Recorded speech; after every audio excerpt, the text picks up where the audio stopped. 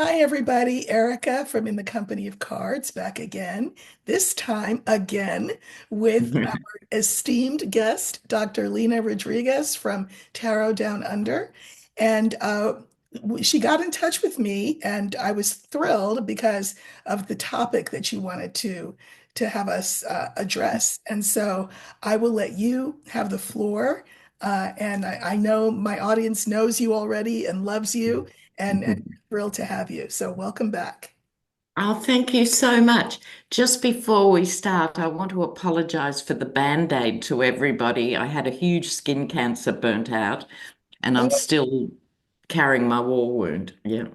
well, healing. We're sending you healing. Thank you. Okay. So tell me, what made you decide, oh, this is a subject we should talk about? Mm, I know one of the things that I love about you is that you are not afraid to step to any subject, and mm. including race. And so what precipitated you wanting us to talk about that?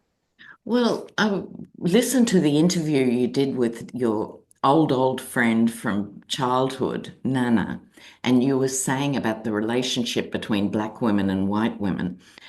And I thought, the Australian dimension is important in this conversation too, Well, because yeah, it tends to just get left as black and white, and there's no nuance to what is being talked about right. historically or now. Right, You know. right, right. So Mm. is that a thing, the women thing? Is that an issue there? Well, it's an aspect, a very strong aspect of it, Mhm. because of course it comes under the umbrella of racism itself. Right. So, if I could just describe for our viewers here the racial dynamics Mhm. in Australia. So, historically, Australia has had very high immigration, massively high, and 25% of Australians have a parent born overseas, and another 25% are the children of someone from overseas. In other words, 50% of Australians are from somewhere else. Mhm. Now, on the one hand, we had a very proud multicultural tradition, and people would come and be referred to as new Australians. And, this was largely embraced, not without issues, but it was pretty well handled compared with most places. The exception to all that was how Aboriginal people have been treated and are being treated in this country. Because they're the ones that didn't come from someplace else. They've been. Exactly. Right. So we, meaning white Australia, were largely brought historically as convicts from the UK. And in my era, growing up, that was a source of shame. No one was really bothered to be actively ashamed, but it was seen as something that we'd moved on from. Mhm. And it wasn't until maybe the 80s that an historian wrote a book called The Fatal Shore. And that was at the time when white Australians realised, oh, our ancestors were sent for stealing a loaf of bread. Women were transported to the colonies for stealing a handkerchief. It was this sort of thing. Because if you were a murderer or a rapist, you were hung in Mhm. England. Mhm. We didn't put it together. You know what I mean? Yeah. So people were sent for petty theft, or the Irish were sent as political prisoners. Okay. Right. Now, this comes back to the story later. So, the usual colonial occupation meant disease was brought on those ships, and uncountable numbers of Aboriginal people who previously had not been exposed to these illnesses died outright. And then it's similar to the Native American story in many key ways. So, if people wanted to settle land, in the early days, they would take smallpox-laden blankets and Mhm. issue them to the Aboriginal people, so just to make sure they died, you know. Any survivors were then rounded up, regardless of language and tribe, and put in missions, very like the reservations. Right. Now, the conditions on those missions were very bad because Aboriginal people could not earn money. They were not allowed. So if they were working in the country as stockmen and so forth, or domestic servants, they were paid in flour, sugar, and tobacco. No wages. So they were essentially enslaved. Hello, hello. And Australia dresses this up, you know, and I think it's really important to understand. Then Well, wait came a the minute. early mission. When you say they dressed it up, do they not acknowledge it as slavery?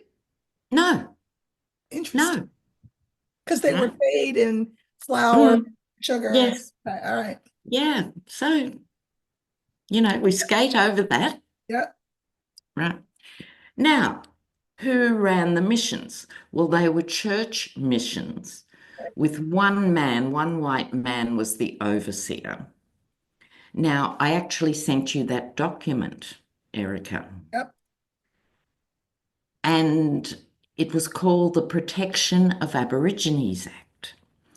But when they wanted to introduce this, which was all about segregation, Right.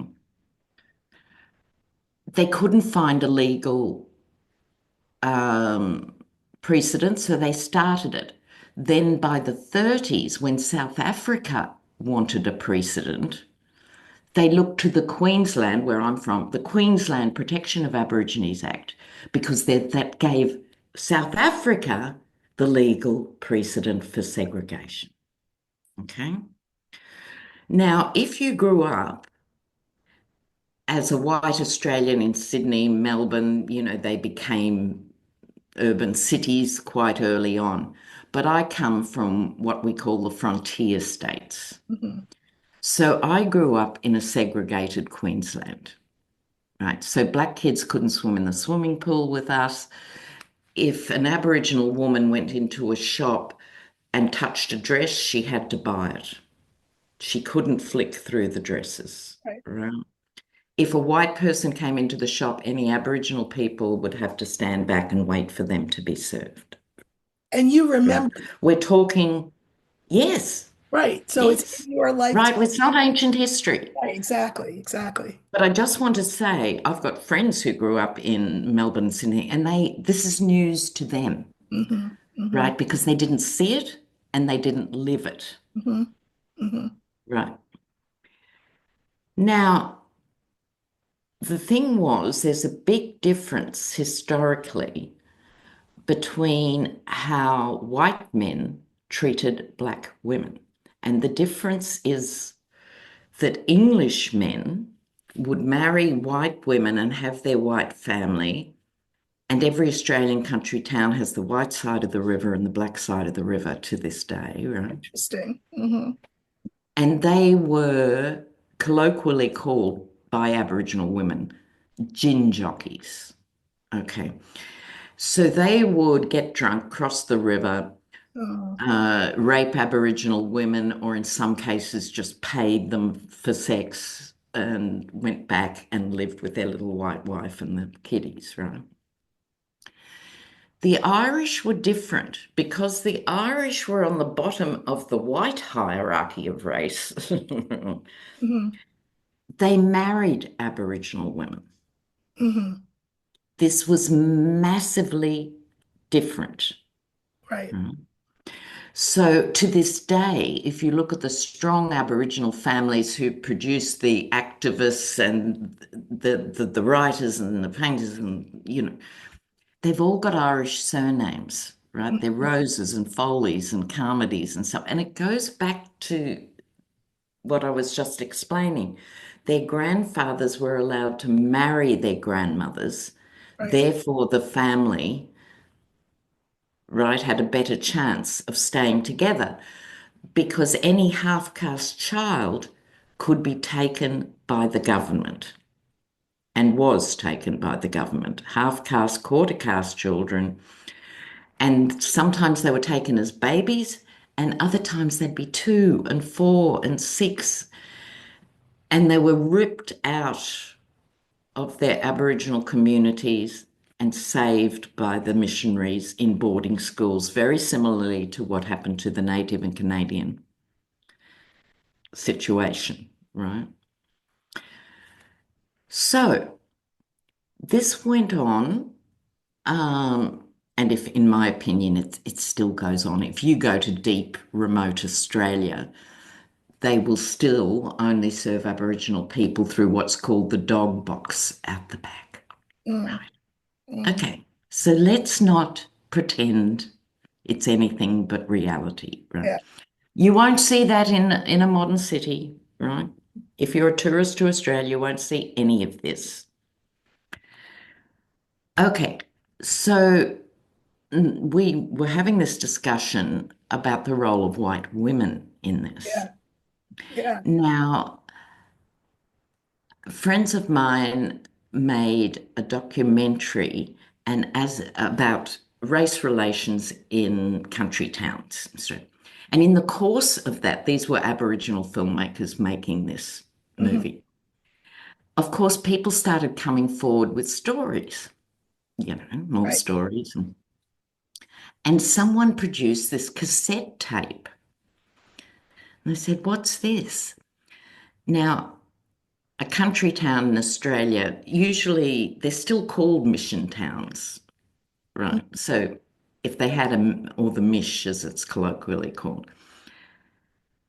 And this particular night, and someone actually recorded it. So what happened was a young Aboriginal woman came up to the equivalent of a town hall meeting where she wasn't supposed to speak. And she said, "Look, I'm sick of this." Hmm. She said, "Half our kids, their fathers are here sitting there in this town hall, right?" And all the white women go, and then she goes one by one and names them. You, Jeff Smith, you've got 3 kids in the mission, you've got 4, you've got 6. Oh, wow. Yeah. Now that led to, because it was the great unspoken. Hmm. Right? Everybody knew, but no one spoke about it. I mean, and this is in the 20th, 21st century. Exactly. This is in the late 60s, right? Now, as a result of that, Aboriginal activists rallied to form the Freedom Rides, modelled on the Black American Right. Rosa Parks thing, and also the 60s. It was a time of Hmm. change, right? To take this bus and drive to all these country segregated towns and take it on, right? Hmm. Town by town by Wow. town. It was quite amazing, you know. Wow. Yeah. So that then revealed a lot of this to everybody. My point being, I've lived and worked around the Aboriginal community for 40, 50 years, and it was always quite easy for me to develop friendships with Aboriginal men, Hmm. but it would take years to develop friendships with Aboriginal women. So I mean, that's what I think prompted me to what's come. so interesting about this, I mean, besides all of it, is that you're talking about a relatively modern example of a phenomenon that certainly for us, um, I mean, hearing that example, I think is really good for an American audience because Mm, I think that because you have the evidence, you have I mean, as you said, the tape, these actual places where some mm, of the stuff still goes on. Here, here, if you say there is enmity between white mhm, women and black women, first of mm, all. people get an attitude, white women. mm, They get an attitude. What do you mean? Well, mm, and they're very well defended. They don't understand where it comes from. They don't mm. understand. I mean, when we talk about patriarchy, this is pure patriarchy, Yeah. right? It's so there's a book I love. You would love it too. It's called Family by J. California Cooper. And it's the story of, it's told by a ghost who was a Mhm. slave and she was killed and she wanted to stay around and see how her family would fare. But the point of the book is that, so she tells it in the first person, but the point of the book is that in slavery, just as in the system that you're talking about, everyone suffers. It's obviously it's the Aboriginal people. Obviously, in our case, it's the Black Americans. But there are groups of people who suffer that we don't talk about. So imagine being a white woman, like in the case that you're talking about. You, Mm, your husband, you have your little family, you have your little husband, mm, but he takes extended periods of time away. mm. Now, this would have happened during plantation times too, except you didn't have to go Oh, far away because, you know. So if you're a plantation wife, you live in a big, beautiful plantation. You've got beautiful clothes.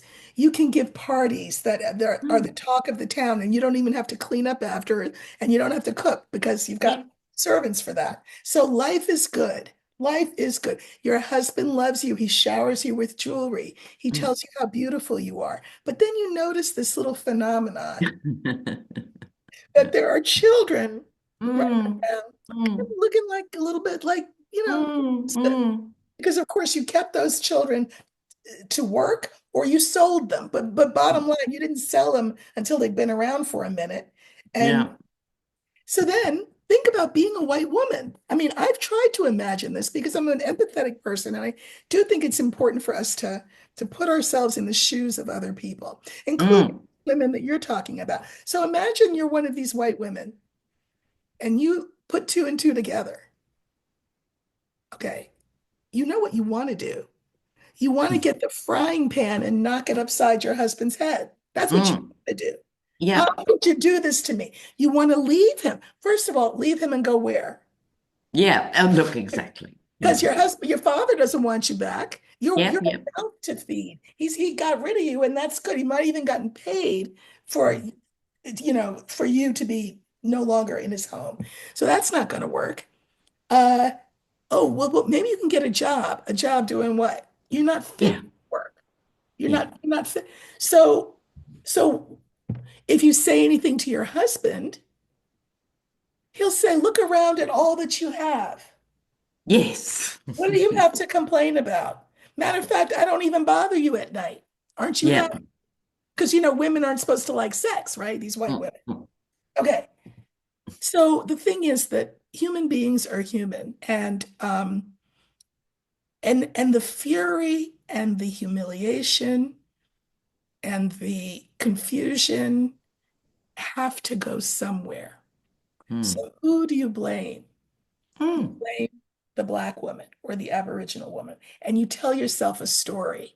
Yeah. They were sirens who They were the lured your men. They were temptresses. temptresses, the Jezebels, who lured your men in with their sexual deviance. Yes. So it's their fault. Now, I mean, what ought to have happened, of course, is that these women should have said to these other women, this guy did both of us dirty. Hmm. So we Yes. need to ally ourselves with each other, turn Mm, our children against him, turn ourselves against him, and, mm. and he'll have to figure out another way. But of course, that didn't happen. No. And I mean, even in our political system, and I know obviously you read on politics like I do, you know how there's all this talk about, well, there used to be, Melania, is she okay? Melania, give us a signal telling us Oh, you're yeah. Just blink, Melania. yeah. And then now they're doing it to Usha Vance. Mm. Surely she must be like being held prisoner. No, what No. happens is these white women say, let me side with my oppressor because it brings me certain advantages. My husband's Mm. right. I have a beautiful house. I have beautiful clothes. I give beautiful parties. I don't like this other part, but let me be transactional about this because what else can Yes. I do? But I need an enemy, and the enemy is the Black woman, Mm. the Aboriginal woman. Yes. And I feel like it's something that is never talked about. It's why I'm glad we're talking about it here. And you're Mm. on the other side of the world from me. I mean, I know it's what, 10 o'clock in the morning, but it's 10 o'clock in the Yep. morning the next day. Tomorrow. I'm in It's tomorrow. tomorrow. Yeah, you're talking to me from tomorrow. And yet we are talking about a system that is worldwide. Absolutely. And I remember, do you remember that documentary, The Murder of Emmett Till? Of course, yes. Every American should be made to watch that documentary, right? You Mhm. know. Yeah, But there's a scene in that of, I'm sure it was in that context. I hope I'm not misremembering, but there was an academic man who's took it upon himself for research to capture black and white images of crossover time out of slavery, out of, I'm sorry to say, lynchings, right? You know, mhm, and he collected this extraordinary archive, but he was not allowed to show it right, anywhere, right. anywhere. But in this documentary, you do see some of those photos, and you see the white women gathered around this event. Well, they brought a picnic lunch. That, absolutely, I was just about to describe the festive atmosphere, jiggling the little kids on their hips, going, and the other little ones looking at around. I mean, Right. gobsmacking. Did Uh, you know that we have, the 47's got his, or the Yeti, as you like to call it, which I love. Uh, he has, as in his cabinet, Linda McMahon. And she's the world wrestling, World wrestler. and she is I think she's been approved. I'm not sure yet, but the Department of Education, she's supposed to be the Mm. head of that. Well, she was asked in the hearing, um, what about the teaching of Black history? Would that be illegal? You know what she said? Well, I'll have to check. Yeah, yeah. Because Meaning no. no, because listen, I think certainly here, I've always described this country as being a Black person as living in a fun house. Now, Mm. a fun house is fun if you're at the circus and you go in there and there's all these crazy mirrors and you get dizzy and all that, but nobody wants to live in a fun house. But Yeah. America is a fun house because there's Mhm. things we don't talk about, there's things we don't acknowledge. White people are rewarded for not acknowledging, not seeing, not speaking on certain things. And so there's this understanding that we are baseball, apple pie, mom, Chevrolet, Mm. the Pledge of Allegiance. We're all stand up for that. We all sing the stars. There's this sort of mass psychosis about what it means to be an American. And yet, Yes. just under the surface is all of this kind of stuff like that we're talking about. And if you're Black, the reason it's a funhouse experience is if you're Black, of course, you experience all of that underbelly in a real way. Mm. But you have to navigate that really carefully because if you don't, you risk a lot. You risk a lot. You have to act as though everything's good and everything's fine. So, for example, white friendships. Nana and I, well, Nana, everybody calls her Nana except for me. I'm trying to do it. It's hard. But Nana and I, and this was an early video. You can go back and see Nana, visitor from Star Trek, is my oldest friend, and I did a video with her early on. But she and I have talked through race things. We've discussed these things, but I have many other white friends who will think that we are good friends, but I know what the line is in the sand. Mm. I know not to bring up race Hmm. because as soon as I bring up race, well, I don't see you as black. What do you mean you don't see me? I I am black. know. As though it's a compliment. And what Compliment. I mean by That's how cool you are. I yes, don't but see you it's as black. because they live their lives I at know. default, right? It's that they're Yes. so to say you're part of the default means that you don't stick out. You don't make me uncomfortable. You don't make me have to think about things that I don't want to have to think about. But really, they need to be thinking about those things. I Yeah. taught school for many years, and I said to a student, it was a very mixed school. And I said to a black student once, I said, tell me about your friends. And the kid looked at me and he said, Miss, that's what they call me. I don't know why. Miss, I don't have friends. I said, yes, you do. I've seen, Miss, Mm, you don't understand. I don't have friends. I have associates. mm. And at the time, I thought, God, that's cynical. However, He was absolutely right. he was right. And Yeah. it's good to think that way, frankly, until Mm, people prove themselves to be worthy of the F term, which is friend. Everybody in this country, that's how it is. It's very, for example, you can see pictures of graduations, high school graduations. So, the people go to somebody's house and parents take pictures.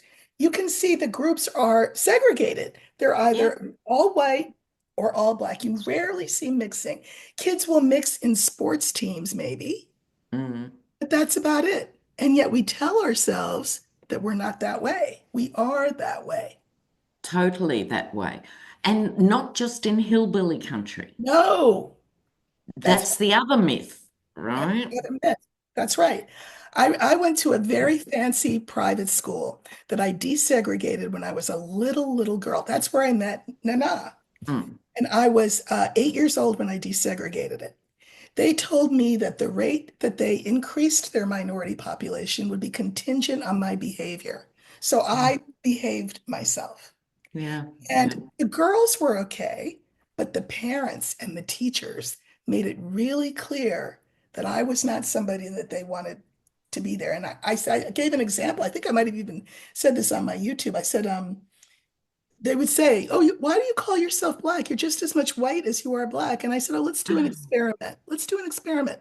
I said, "Don't you have an older brother?" They said, "Yeah." I said, "Okay, invite me to your house for dinner. And while we're all sitting there, making conversation, why don't we break it to your parents that I'm dating your brother? And then let's see Mm. how white I am." You know what? Yeah, I never had to explain it more yeah. fully than that. They would say, "Oh." So in Mm. other words, they knew, Yes, but but the they thought culture they were of being inclusive, saying you're yes, one of yes, us, yes, and which raises all sorts of distorted behavior. yes. Like in black communities saying, oh, I'll have to use my white voice to, Code do switch. this or that, right? And being able to operate between those worlds.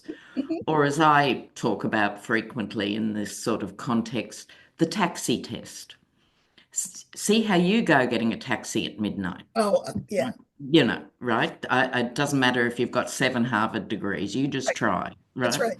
That's right. And I can't tell you how many lists, because the way I distilled all this was how can I practically help? So back in the day, Aboriginal families would go to a real estate and they'd say, no, I'm sorry, we've got nothing to rent, even though they've got 17 places on the board. I would go in and rent it and they'd move in and Uh-huh. I would do what I could to put my That's name on great. That's things great. and do things, But and help people we have the apply for them. housing. We have the same housing thing. Well, when I was a little girl, my father was white, of course. He would make a reservation at a restaurant for all of us. Hmm. And then we'd all show up and we would wait and wait and wait. Even though he had a reservation, they wouldn't seat us.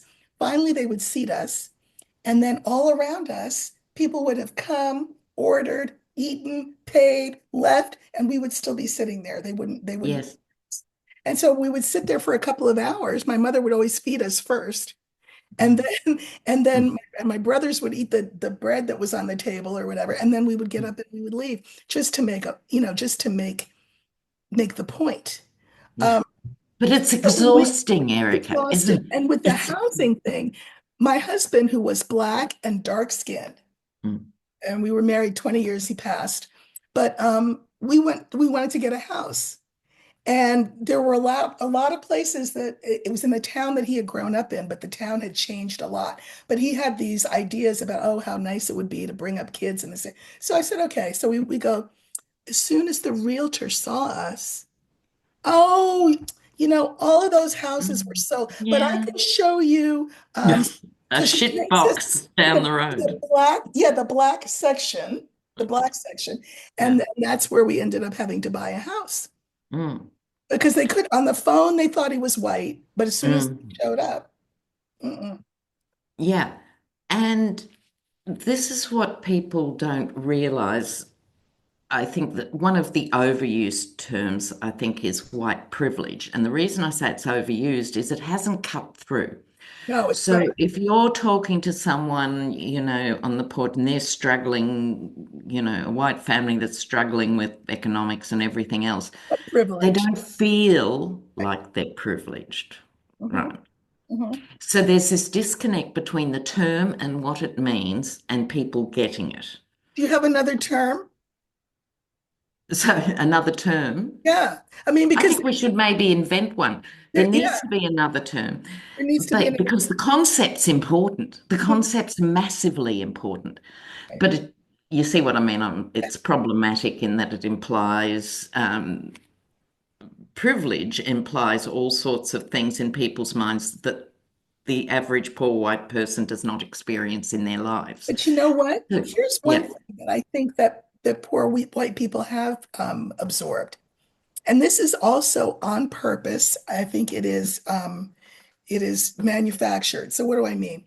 I notice that when people come over here from another country, they look around, doesn't matter where they're from, they look around and they say, okay, we see the lay of the land, we see the pecking order. Who's lower than me? And it's black. mm, mm, And so even they will then look down on black people. yeah, So there's a thing that I think has been done with white people, which is this. You may be poor, you're white. You may be poor, you may be undereducated, you may have a crappy job, but here's the good news. You're white like me. So you have white people identifying with, for example, absolutely. Trump, who has nothing in common with them relative to what they might have in common, Yes, other black struggling, lower middle class people. They've got more yeah, in common with them. It's just this. And that Trump knows that. Trump knows that. yes. He's a man of the people. And no, he's not. No, he's not. The man has a gold toilet. He's never been to a shop in his life to buy No, food. Like he's so distanced right. But from but the people mag and have the. but those white people who are sold that idea have aspirational Absolutely. they aspirationally attach themselves to him. And when we talk about revolution, I've heard you talk about it. I know that Marianne from Revealing Light talks about it.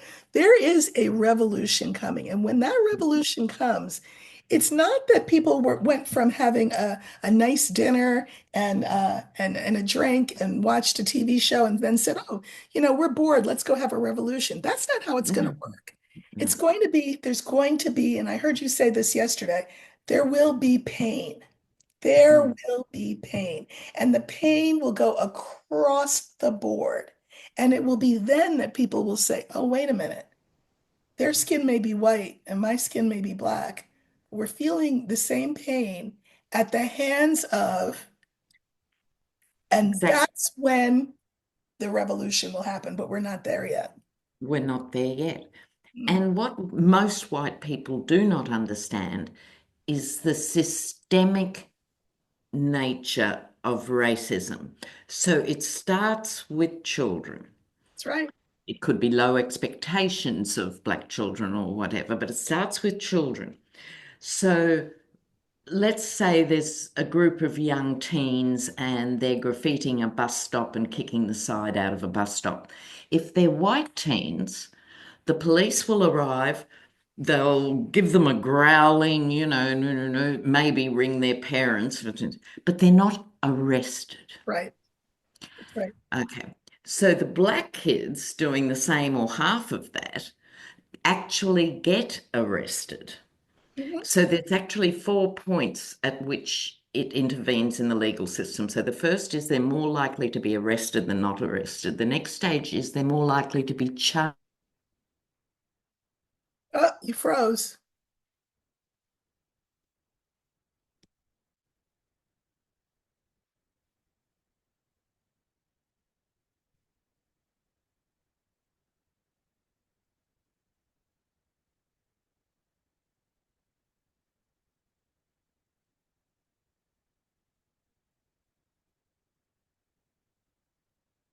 Hmm. I don't know what to do. Let's see. I'm going to pause this recording.